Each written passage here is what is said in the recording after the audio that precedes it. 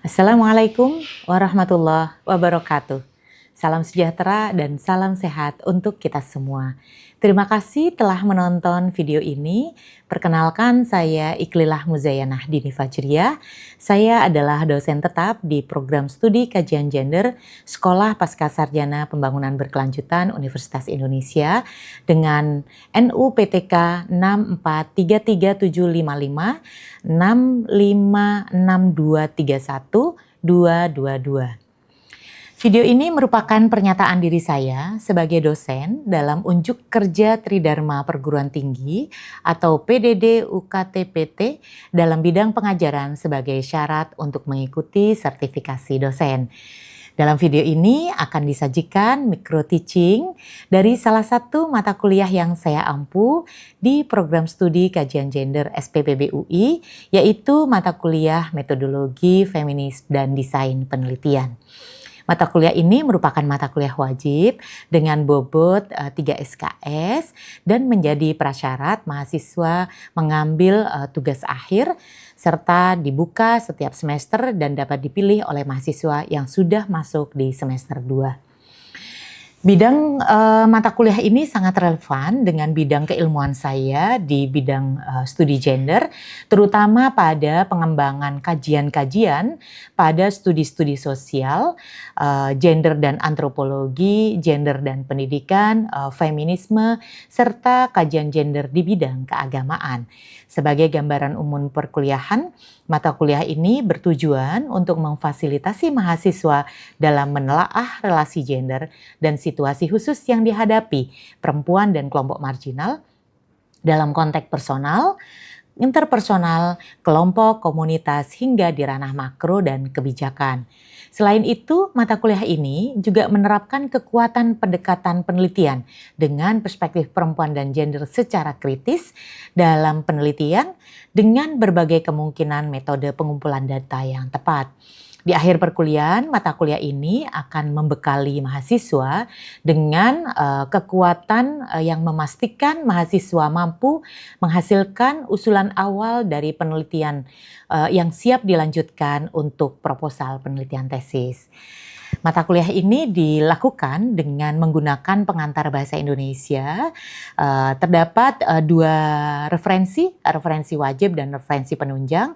Dalam referensi wajib ini ada 3 referensi kunci yang kita minta mahasiswa membaca, yaitu dari Sulamit Reinhardt tahun 1992 berjudul Feminist Method in Social Research, lalu kemudian dari Kristi Purwandari 2017 yang berjudul Pendekatan Kualitatif untuk Penelitian Perilaku Manusia, serta dari Leder tahun 1991 yang berjudul Getting Smart, Feminist Research and Pedagogy Within the Postmodern.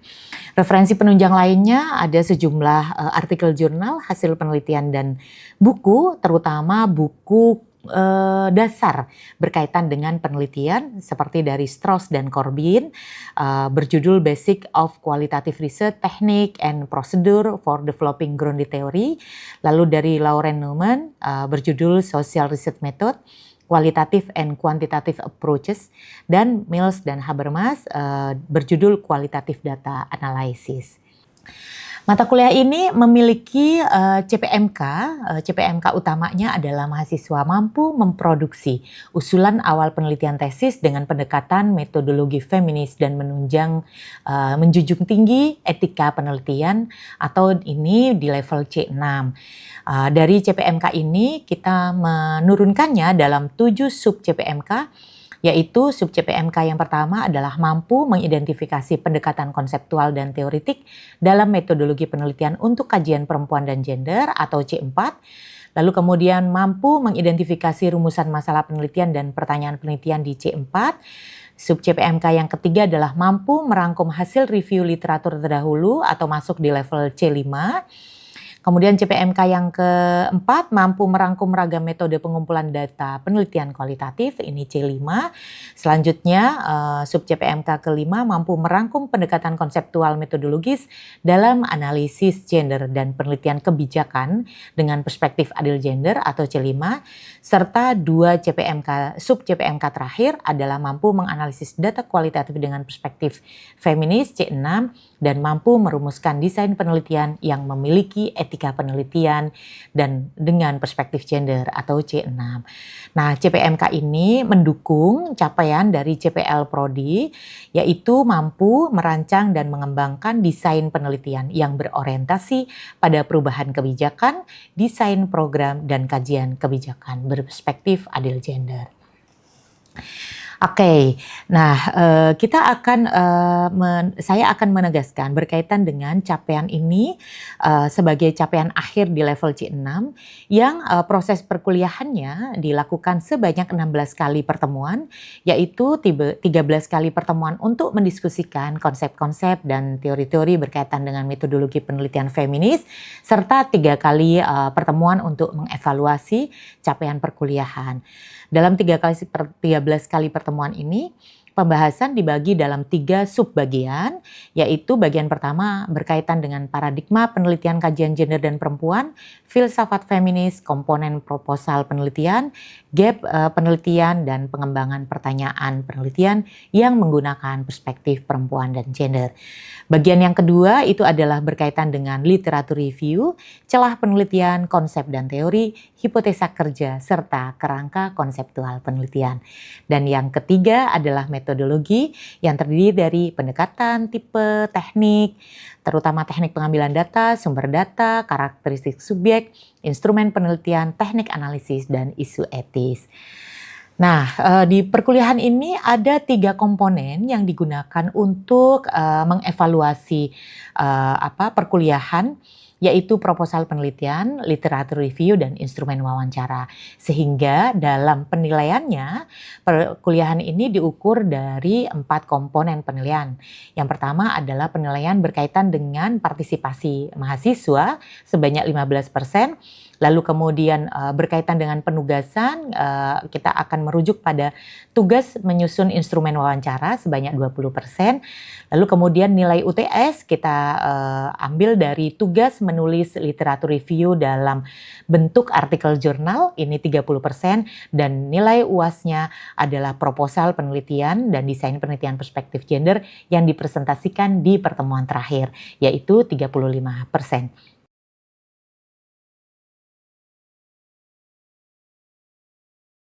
Oke, baik teman-teman semua, selamat siang. Siang, Mbak. Oke, hari ini kita akan diskusi ngelanjutin perkuliahan sebelumnya ya. Kita akan membahas tentang bagaimana mengembangkan pertanyaan penelitian gitu dengan menggunakan perspektif gender gitu. Jadi kita akan diskusi lebih banyak diskusi hari ini dan kita akan mulai dengan pertanyaan pemantik.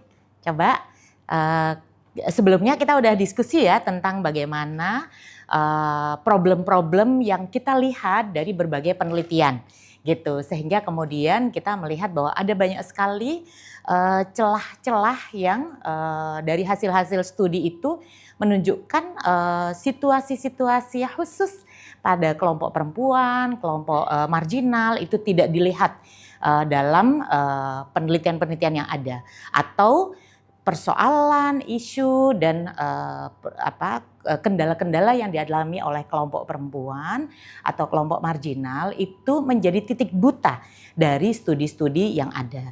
Nah, sekarang Mbak Ik ingin mendalaminya dari pengalaman kalian gitu. Kalau dari pengalaman kalian sehingga kemudian sampai pada pemikiran kenapa penelitian dengan menggunakan perspektif feminis itu penting, kira-kira apa nih yang bisa kalian refleksikan dari pengalaman kalian dalam hidup kalian, pengalaman belajar, waktu kuliah S1 dulu gitu.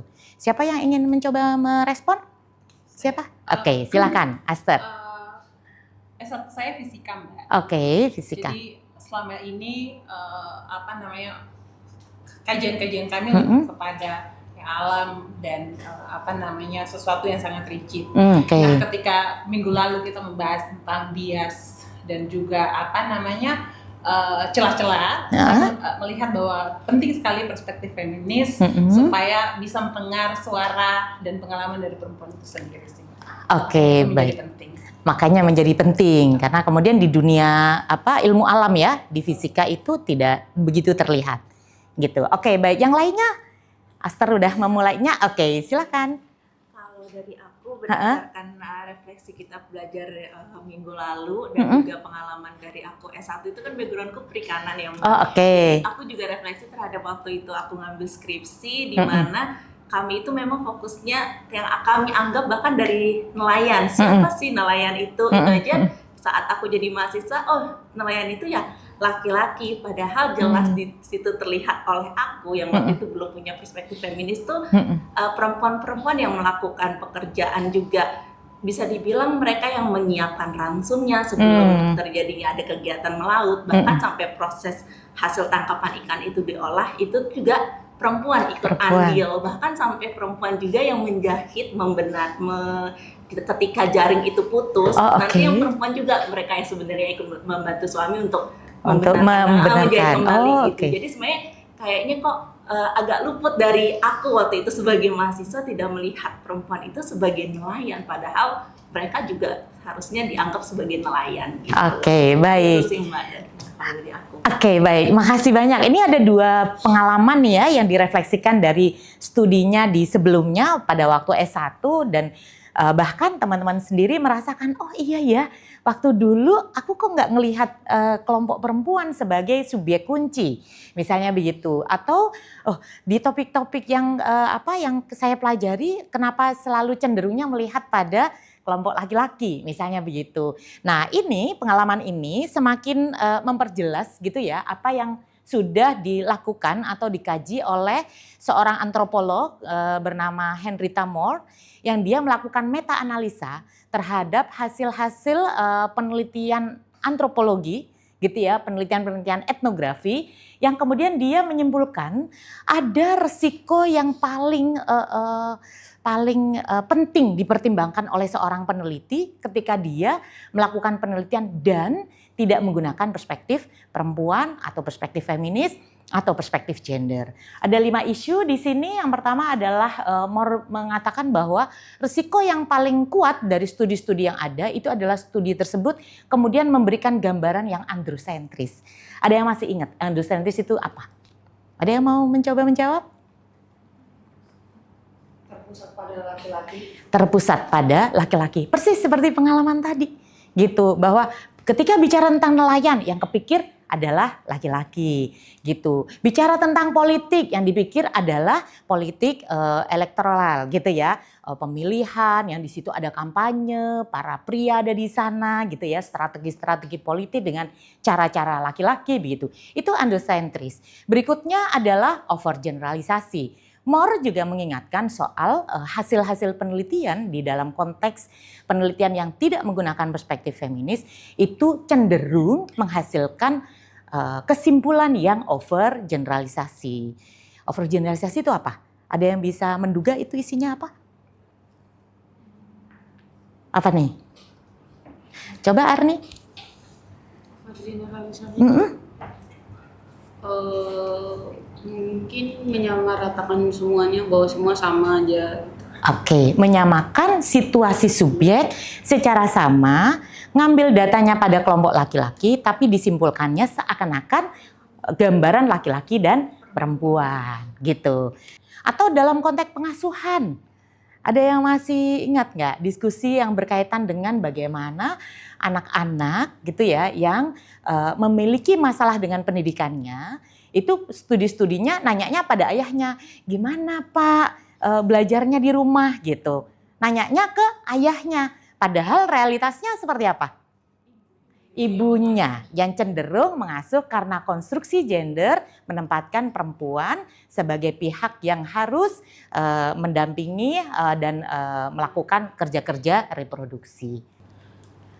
Oke, baik teman-teman. Nah, kita kan sudah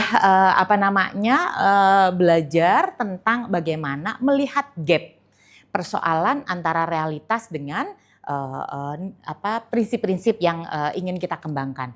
Karena itu kita akan masuk pada topik tentang bagaimana membedakan sebuah penelitian yang nanti akan teman-teman gunakan juga untuk merancang rencana proposal penelitian kalian dengan mempertimbangkan ada 3 nih perbedaan penelitian yang banyak kita jumpai ketika misalnya orang menganggap bahwa ini adalah penelitian perempuan begitu. Yang pertama itu adalah penelitian yang bicara tentang perempuan. Gitu. Kalau tentang perempuan berarti apa? Yang menjadi pusat studinya adalah perempuan. Misalnya, saya meneliti tentang remaja perempuan. Saya meneliti tentang ibu-ibu panggul di pasar Beringharjo, Jogja. Misalnya begitu. Gitu. Jadi berpusat pada perempuan. Tetapi dia punya resiko bias gender atau androsentris karena kemudian tentang perempuan ini cenderung tidak mempertimbangkan persoalan perempuan. Jadi gambaran aja, cenderungnya deskriptif aja. Bahkan ada resikonya. Seperti yang tadi Mor bilang, dia bisa aja kemudian semakin melegitimasi stereotip terhadap perempuan. Gitu. Contoh, misalnya nanti teman-teman bisa cari contohnya gitu. Misalnya, kenapa ingin mempelajari tentang fenomena perkawinan anak, lalu dihubungkan dengan kehamilan yang tidak diinginkan. Lalu dikaitkan juga dengan misalnya kalau ini tentang perempuan adalah perempuan yang kawin di usia anak karena hamil di luar kawin itu karena si perempuannya misalnya melakukan tindakan-tindakan yang menyalahi aturan, menyalahi norma agama, misalnya semacam itu. Nah, kalau kita geser sudut pandang tersebut pada perspektif perempuan, maka isunya bisa sama tentang perkawinan anak misalnya. Tapi kita akan melihatnya pada konteks yang bertitik tolak pada masalah, pengalaman, atau kepentingan dari perempuan itu sendiri. Perspektif perempuan itu karena titik tolaknya adalah pada masalahnya perempuan, kepentingannya perempuan, subjeknya boleh tentu saja penting mempertimbangkan perempuan, tapi kadang-kadang boleh ke laki-laki. Contoh misalnya KDRT, gitu. Kekerasan dalam rumah tangga yang dialami siapa? Yang mengalami paling banyak? Perempuan, istri terutama ya, gitu. Nah, karena kita menggunakan perspektif perempuan, kita boleh melakukan penelitian, merancangnya dengan menjadikan laki-laki, suami sebagai subjek utama. Kita ingin menggali apa sih yang ada di kepala para suami ini ketika dia melakukan kekerasan terhadap istrinya. Jadi teman-teman cukup jelas ya antara tiga ini. Dan untuk tesis kajian gender kita tidak sarankan teman-teman memilih yang tipe tentang perempuan. Jangan ya, karena ini punya resiko menjadi penelitian yang bias. Yang tadi sama Henrietta Moore disebutkan bahwa penelitian tersebut justru memberikan dampak yang negatif terhadap masyarakat, terutama dari gambaran karakteristik kelompok yang dikaji. Begitu. Jadi ini ada perspektif perempuan dan gender. Tapi untuk menguatkan nanti teman-teman setelah ini kan teman-teman minggu depan teman-teman akan membuat pertanyaan penelitian untuk rencana riset masing-masing. Karena itu sekarang kita latihan dulu untuk memahami nih pembedanya gitu ya. Jadi kita akan coba berapa nih? Oke, kita bagi 3 kelompok boleh ya? 10 bisa Mbak. Bisa ya? Ada yang 3, ada yang 4. Oke, jadi kita akan bagi 3 kelompok. Silakan di setiap kelompok mendiskusikan topik apa. Nanti dari topik tersebut buatlah pertanyaan penelitian dari 3 macam ini. Gitu, agar berasa nih bedanya. Gitu. Misalnya tentang perempuan politik misalnya. Kalau tentang perempuan kayak apa pertanyaannya?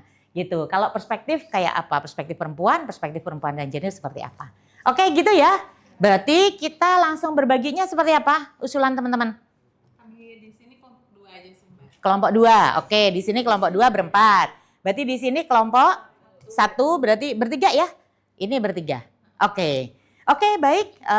Saya kasih waktu untuk 10 menit ya untuk mendiskusikan. Silakan pilih topiknya dan diskusikan. Nanti langsung ditulis di PPT biar kita bisa lihat bersama ya.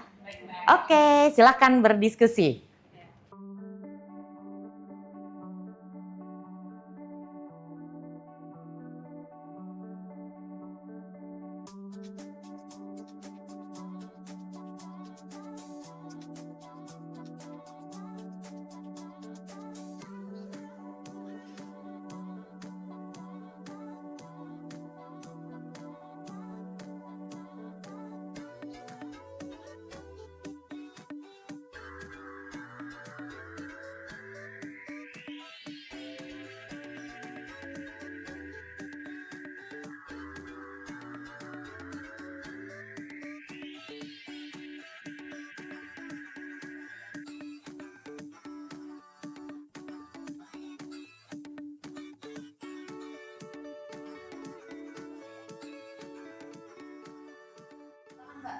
Oke, baik teman-teman semua. Udah diskusinya ya?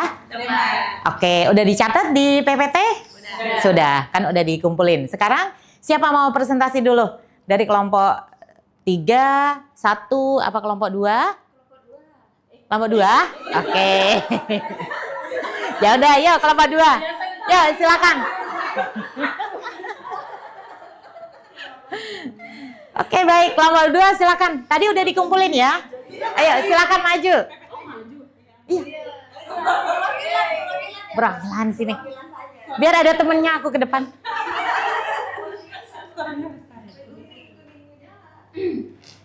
Baik. Oke, silakan. Ini kami dari kelompok 2, ini hasil diskusi kami tentang topik perempuan yang bekerja. Kalau yang pertama tentang perempuan itu, contoh pertanyaan yang kami buat, bagaimana tantangan kebutuhan ekonomi dalam keluarga berdampak pada posisi istri harus bekerja dan membantu perekonomian keluarga. Kalau perspektif perempuan, bagaimana kenakalan remaja kerap kali dihadapkan pada stereotip ibu atau perempuan bekerja. Dan yang ketiga, perspektif gender, bagaimana negosiasi dan agensi perempuan bekerja dalam menguatkan peran suami dalam pengasuhan. Nah, ini yang kami hasil diskusi dari kami berempat. Terima kasih.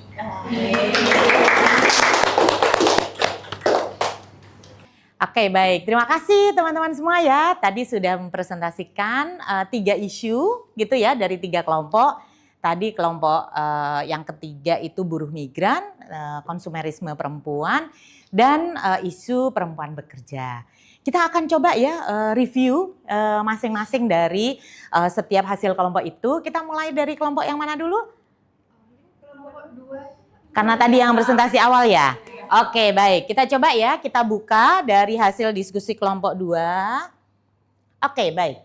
Oke, kita lihat di sini teman-teman silahkan mereviewnya gitu ya. Kalau tadi merujuk pada konsep yang menegaskan perbedaan antara tentang perempuan, perspektif perempuan dan perspektif perempuan dan gender, maka di sini kita bisa cek nih, apakah ini sudah tepat sebagai pertanyaan penelitian tentang perempuan, yang di sini perspektif perempuan dan yang sini perspektif gender. Kita mulai dari yang pertama ya, tentang perempuan. Nah, di kelompok 2 menghasilkan hasil diskusinya adalah penelitian tentang perempuan itu bagaimana tantangan kebutuhan ekonomi dalam keluarga berdampak pada posisi istri harus bekerja dan membantu perekonomian keluarga. Menurut teman-teman ini tentang perempuan atau masih perlu dikoreksi?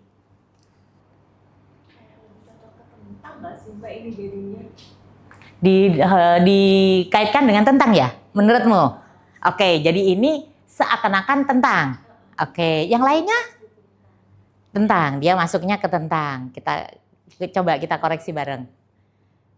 Gimana? Menurutmu tentang juga? Oke, kenapa tentang? Menurutmu kenapa tentang? Karena itu kan ngomongin tentang kenakalan remaja, terus stereotip perempuan bekerja. Jadi seolah-olah kita udah punya gambaran kalau ibu yang bekerja itu langsung menghasilkan kenakalan remaja gitu. Tanpa mengkaji kompleksitas kenapa ibu itu harus bekerja gitu. Oke, baik. Ada yang lain? Mungkin agak out sedikit sih. Yeah. Aku melihat ada mungkin kalau aku perspektif gendernya gitu sih malahan gitu ya. Karena kayak seakan-akan ini kan kenakalan remaja itu tanggung jawab ibu doang gitu. Seakan-akan. Iya gitu. Jadi kayak padahal di situ juga kalau mau kita gali lagi peran ibu, maksudnya peran orang tua tuh hanya ibu saja gitu. Jadi itu juga harus dilihat dari perspektif gendernya. Gitu sih Mbak mungkin. Oke, baik. Terima kasih ya teman-teman sudah merespon secara baik. Coba kita cek lagi. Bagaimana perspektif perempuan dalam desain penelitian? Gitu. Kan kita tadi sudah mendiskusikan karakteristik dari penelitian dengan perspektif perempuan, itu titik tolaknya adalah pada masalah perempuan, pengalaman perempuan, gitu. Pertanyaannya, apakah perempuan bekerja menghadapi stereotip? Iya.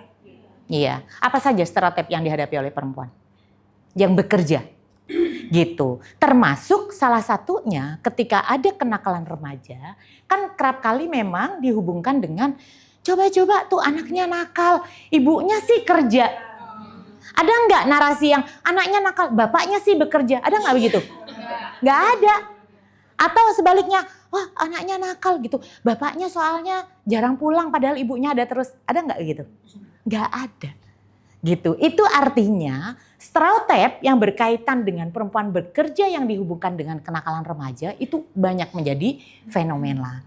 Sehingga perspektif itu didasarkan pada persoalan perempuan yang kemudian kita angkat.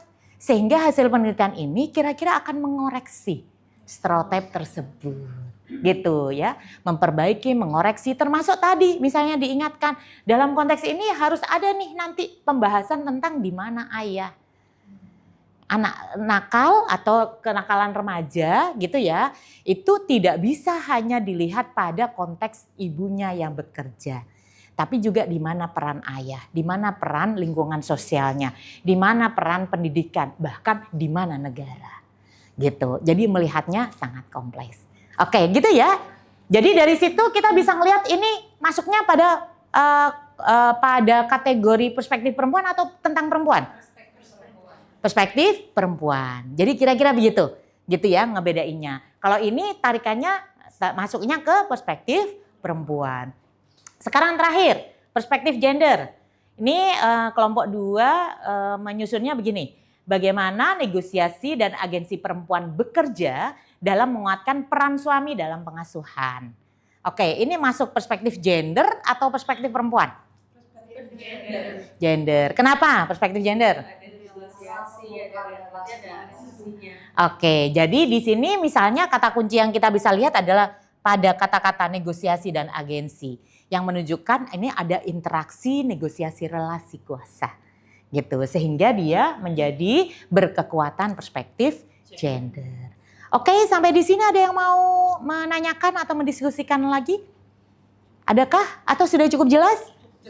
Cukup jelas. Oke, kalau cukup jelas, minggu depan teman-teman harus menyiapkan 3 pertanyaan semacam ini untuk topik yang rencananya akan kalian jadikan sebagai topik tesis kalian. Gitu ya. Jadi setiap orang ini jadi tugas individual gitu. Kalau tadi kita latihannya pakai kelompok, besok teman-teman presentasi masing-masing dengan 3 pertanyaan besar begini. Ini masih belum ideal sebagai sebuah pertanyaan riset ya. Tetapi ini paling nggak pintu masuk untuk teman-teman bisa mengenali nih batasnya antara penelitian tentang perempuan, perspektif perempuan, dan perspektif perempuan dan gender. Oke, begitu teman-teman? Oke, kita akan ketemu lagi di minggu depan. Mudah-mudahan kita semua sehat dan sampai jumpa. Selamat sore.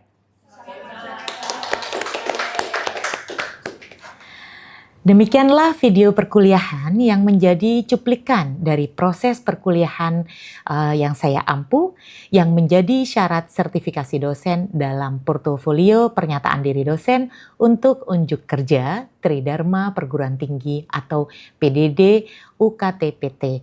Semoga video ini dapat menjadi pertimbangan baik dalam proses pengajuan sertifikasi dosen gelombang 1 tahun 2026. Terima kasih saya sampaikan dan salam sehat untuk kita semua. Wassalamualaikum warahmatullahi wabarakatuh.